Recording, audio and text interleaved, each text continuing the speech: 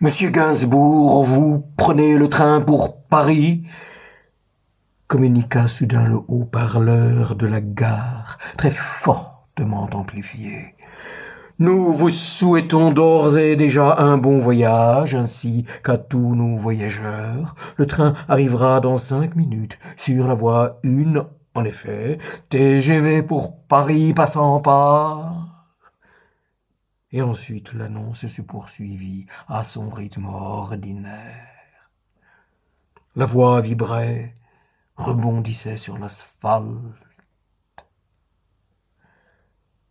Pour manifester qu'il avait bien entendu, lutin, campant au bord de la folie, Gainsbourg se réempara de son sifflet et siffla de plus belle, rouge de plaisir. Mais le Suisse ne voyait maintenant que Philistin ou répétiteur autour de lui. Enfin, il fallut chasser les curieux. On s'y prit à 2 mains. Envolez-vous, colombe musagette, parce qu'il convenait d'être à nouveau entre soi. Tournure impérative si nous voulions échanger quelques embrassades.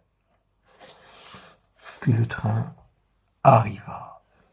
Le Suisse, alors, dut poser sa main sur l'épaule de Serge pour lui dire « Allez, va !» Et Serge alla. Il lui fallut bien tourner les talons, embarquer dans son wagon, ce qu'il fit, et 5 minutes ne se passèrent pas.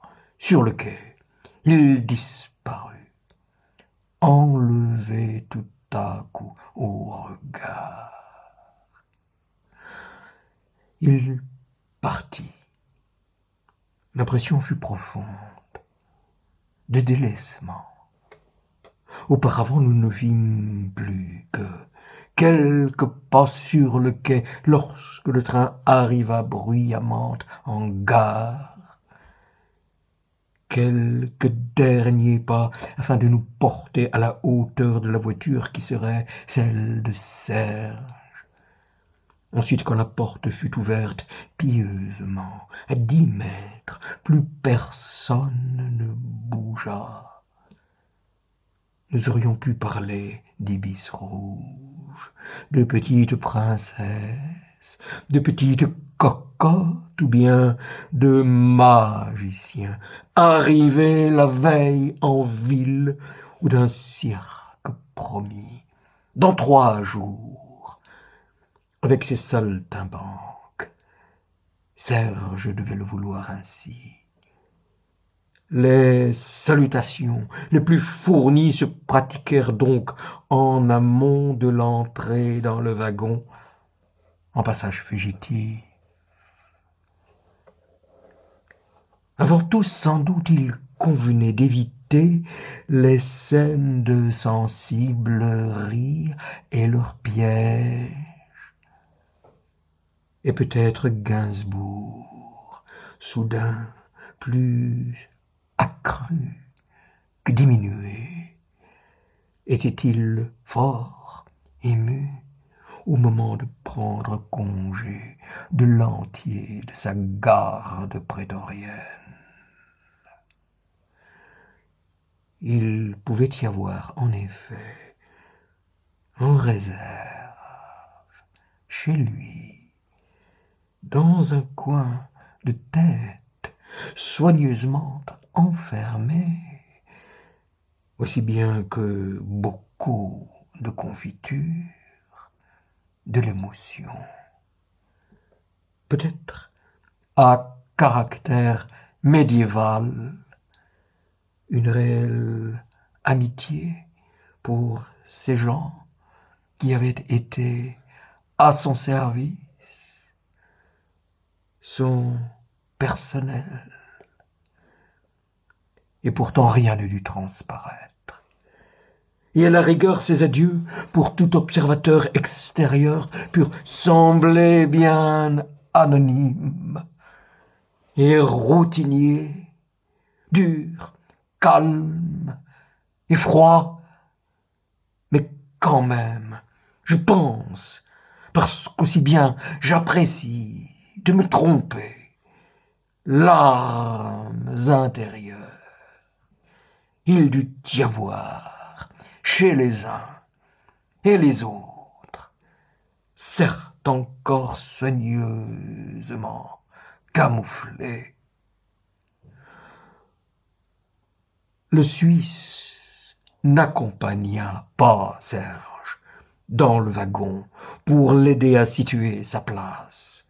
Un officiel s'en chargea. Depuis un bon quart d'heure déjà, notre ami n'y était plus.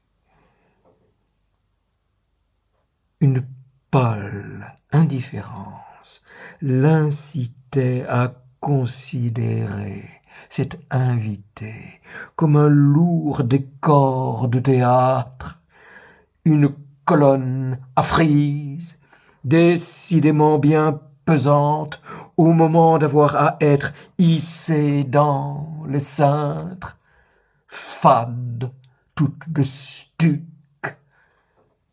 Et il entrait tant de sûreté dans ce renversement.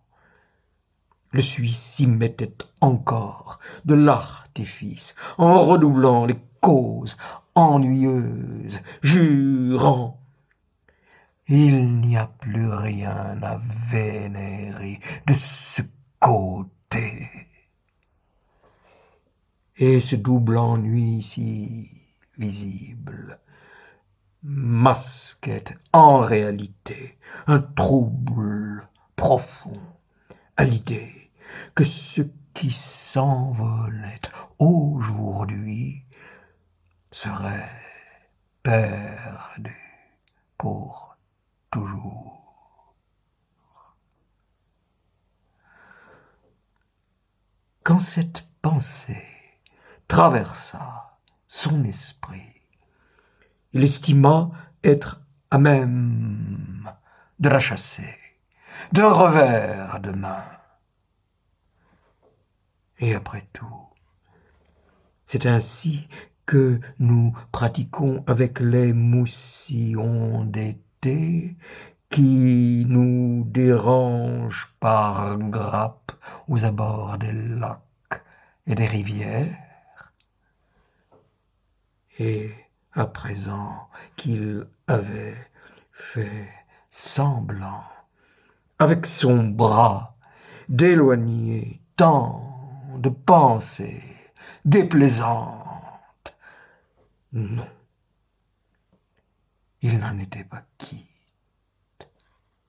Tout se poursuivait et un sentiment d'abandon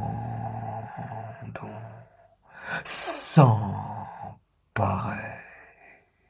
de lui.